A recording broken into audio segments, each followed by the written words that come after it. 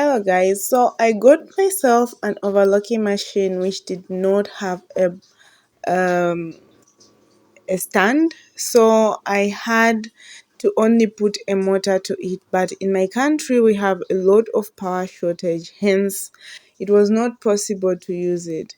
So I needed to come up with an idea. This idea is something I saw someone having an overlocker which had a stand. So I went and I looked for a stand and I managed to find this stand. It cost me 800 kwacha. And I looked for some carpenters to work on the stand because, as you can see, the sewing machine, the overlocker could not sit because there was this space here which was intended for the actual sewing machine. So I asked them, I gave them an idea of what I wanted to be made. I just wanted a gap at the side where the wheel is so that the overlocking machine can have somewhere to sit, and they went ahead and removed the board to carry out the work.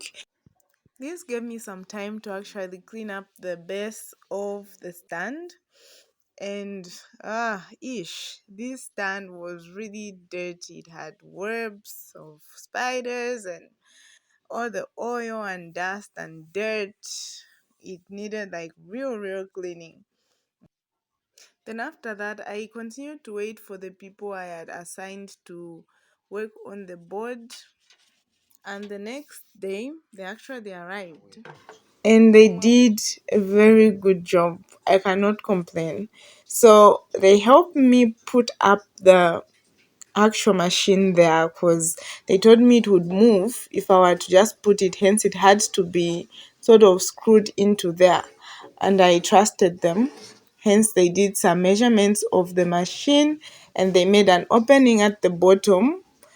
I don't really know what they did that much. I don't think I was with them at that time, but I found them. They had pinned the machine down to the board, and this is how it now sits. And I'm just so happy. I'm so happy I can work with my overlocking machine at whatever time that I want. All thanks to these guys.